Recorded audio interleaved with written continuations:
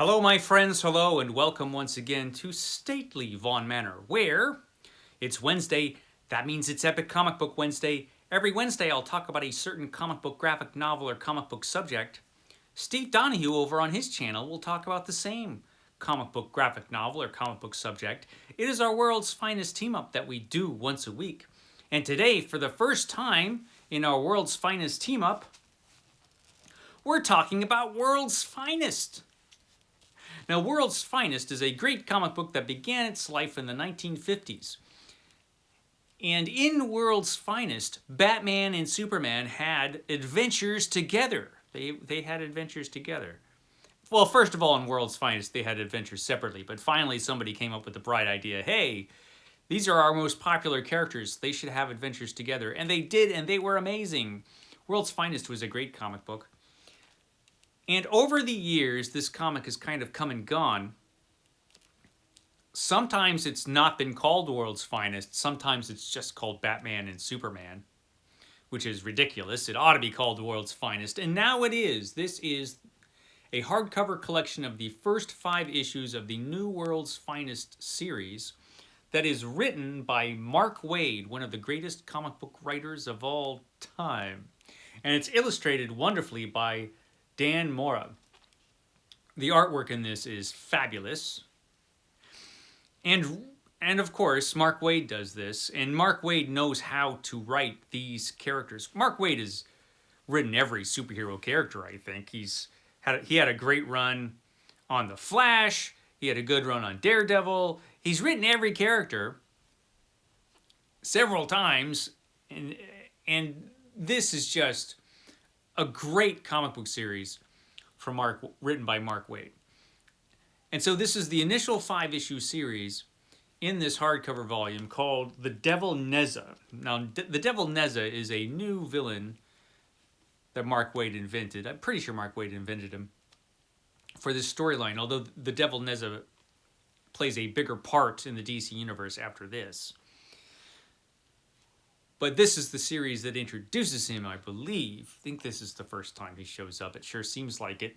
But it's awesome. It's a great comic book.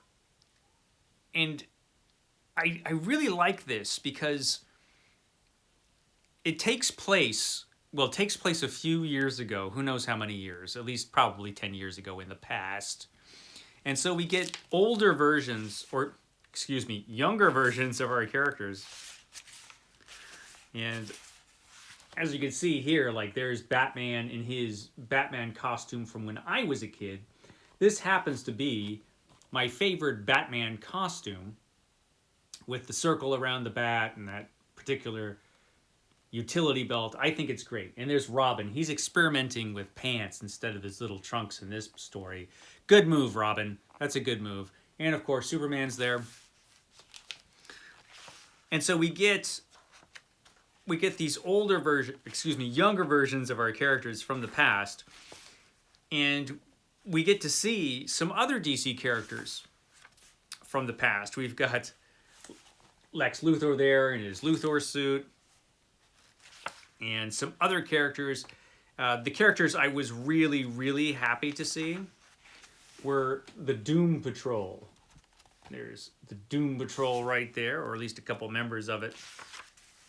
I love the Doom Patrol. And the Doom Patrol that shows up in this comic are the Doom Patrol members from the 1960s. So it's the Silver Age Doom Patrol, before they all died.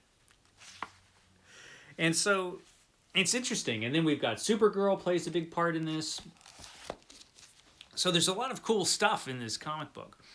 It's interesting that the Doom Patrol shows up in their Silver Age form, because it makes you question, okay, what is the exact continuity that is going on in DC Comics right now? I think it's kind of unexplained. I'm happy with it.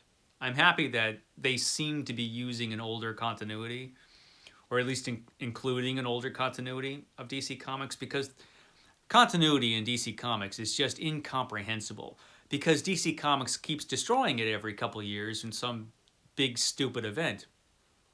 Every year, actually, probably. And the last time they completely destroyed their continuity was in the New 52, and then they changed it again in Rebirth, which came after that, all these big events. And so if you're trying to figure out, well, what's the history of DC Comics? What's the history of our characters? What happened? What didn't happen? It's incomprehensible. I don't think at this point there's any way to really know. So I guess you could pretty much do anything. And Mark Waid seems to be doing that, and he's doing it right.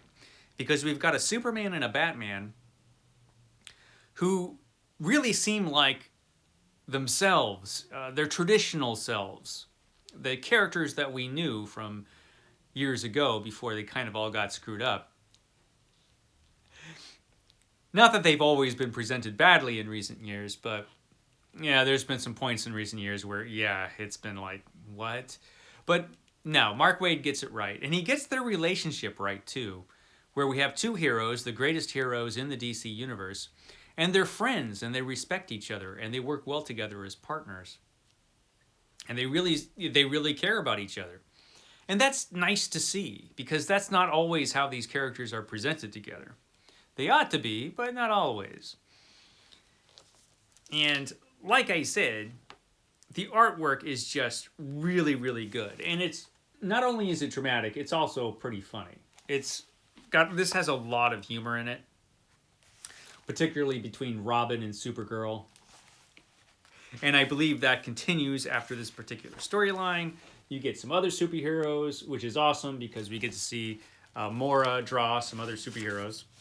Like Green Lantern shows up. It's awesome. So, and there's this wonderful scene where we have Batman and Superman combining into one character, which is pretty cool. And they have to fight against this evil villain, who is right there, the Devil Nezha, right there.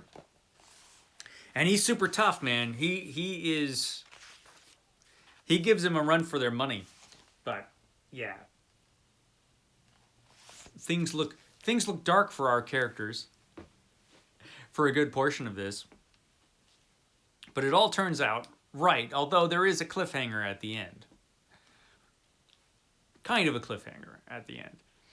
But altogether, I was so very, very happy with this. And I hope they keep Mark Waid around. And I hope they keep him around on this comic book. I'm assuming he's still doing it, but I didn't check before I, pressed record. So what the hell do I know? But I know this particular book is great, and I highly recommend it. It was fun to see these characters behave as themselves and have a great adventure. And like I said, I mean, just look at that artwork. Look how cool that is. Batman and Superman. Awesome. Of course, I'm reading this. I read this. This is one of the first things I read for my Superman challenge, where I'm reading Superman every day of my life for as long as I can get away with doing it.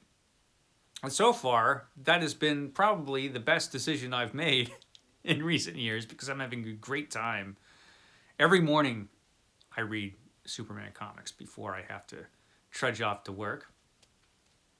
And it's been fun, and this is what pretty much, there were a couple comics I read before this, but this is pretty much what started off my challenge, and boy, what a way to start.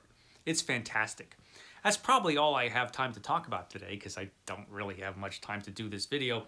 But yeah, World's Finest, The Devil Nezha. It's awesome. Steve Donoghue will have a longer video where he goes in more detail. And I will catch you next time.